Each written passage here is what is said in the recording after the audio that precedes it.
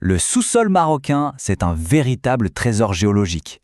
Un trésor qui a été forgé par des forces titaniques pendant des centaines de millions d'années. Cette richesse minérale, elle a littéralement alimenté une nation. Mais elle a aussi laissé des cicatrices, et des cicatrices profondes. Et voilà la question qui est au cœur de tout. Comment est-ce que la plus grande bénédiction d'un pays peut devenir en même temps son plus grand fardeau? C'est ce qu'on va explorer ensemble, comment les ressources naturelles peuvent se transformer en un enjeu environnemental majeur et comment, aujourd'hui, la science essaie de réconcilier ces deux extrêmes. Alors pour y voir plus clair, voici notre parcours. On va d'abord plonger dans la géologie, une histoire assez spectaculaire. Ensuite, on verra l'impact économique, crucial. Puis on s'attaquera au coût environnemental, le côté plus sombre. Et on terminera sur une note d'espoir, avec les solutions scientifiques et les stratégies pour un avenir plus durable. Bon, allons-y. Pour vraiment comprendre la richesse du Maroc, il faut faire un sacré bond en arrière. Je veux dire, très très loin dans le temps. À une époque où la Terre elle-même était en pleine ébullition. Alors, il y a un terme technique mais super important à connaître, les sulfures massifs volcanogènes ou SMV. Pour faire simple, imaginez des geysers sous-marins au fond de l'océan qui crachent des fluides brûlants et chargés de métaux. Au contact de l'eau de mer glaciale, ces métaux se déposent d'un coup et paf, ça crée des gisements de sulfure hyper concentrés comme celui de Drasphar. Mais ce qui est vraiment frappant au Maroc, c'est la diversité. On parle beaucoup du phosphate, et à juste titre, mais ce n'est que la partie visible de l'iceberg. Le sous-sol regorge d'argent, de cobalt, de cuivre, de zinc, bref, une véritable panoplie de métaux qui sont essentiels pour l'industrie mondiale.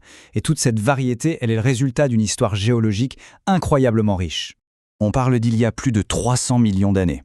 À cette époque, pendant la formation d'une immense chaîne de montagnes, c'est un peu comme si des forces colossales avaient créé un gigantesque réseau de plomberie naturelle à très haute pression. Des fluides surchauffés, remplis de métaux, ont circulé dans les fissures de la roche, déposant lentement leurs trésors, goutte après goutte. Ok, on a vu la géologie, maintenant passons à l'économie. Comment est-ce que toute cette richesse souterraine a été transformée en un pilier du développement du pays? 10%. Ce chiffre, il parle de lui-même, non? 1/10 de toute la richesse produite par le pays vient du secteur minier. C'est énorme. Et ça montre à quel point l'économie marocaine dépend de l'exploitation de ses ressources. Et là, on touche au joyau de la couronne. Le Maroc n'est pas juste un grand producteur de phosphate, il est le numéro 1 mondial. Le pays détiendrait près de 75% des réserves de la planète. C'est une ressource vitale pour les engrais, donc pour l'agriculture et la sécurité alimentaire mondiale. C'est un atout stratégique absolument majeur. Mais au-delà des grands chiffres économiques, il y a l'impact humain. Rien que l'industrie du phosphate, c'est environ 40 000 emplois directs. Ça structure des régions entières, ça fait vivre des milliers de familles. C'est un moteur de développement social qui est indéniable. Tout ça, c'est le côté pile. Mais il y a un côté face, un coût. Un coût qui n'a pas toujours été mesuré et dont l'héritage aujourd'hui pèse très lourdement sur l'environnement. On va regarder le revers de la médaille.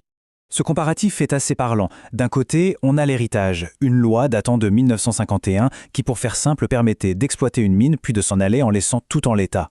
De l'autre, la réalité d'aujourd'hui, plus de 200 sites miniers abandonnés qui sont devenus des sources de pollution potentielle. Pour que ce soit bien concret, prenons un cas d'école, la mine de Kétara, près de Marrakech. C'est un exemple parfait.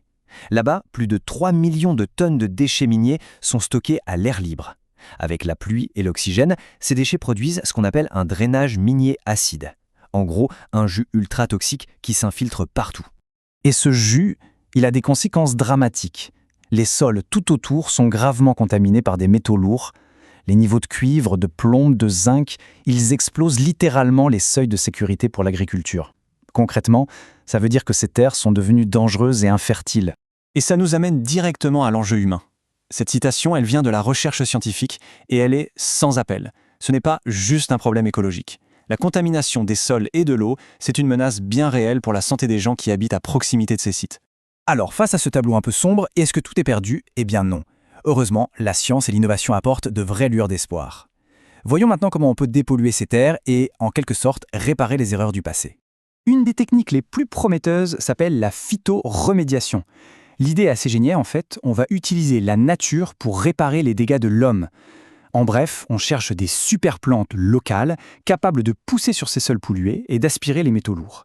On les combine avec des bactéries qui les aident à grandir et on met en place une solution de décontamination écologique et pas trop chère.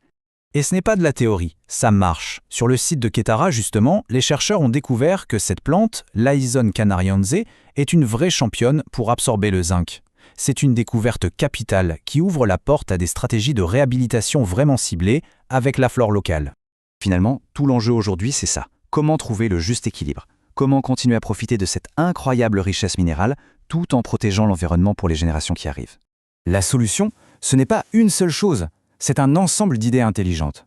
Il faut transformer les déchets en ressources, par exemple en utilisant les résidus miniers pour fabriquer des matériaux de construction.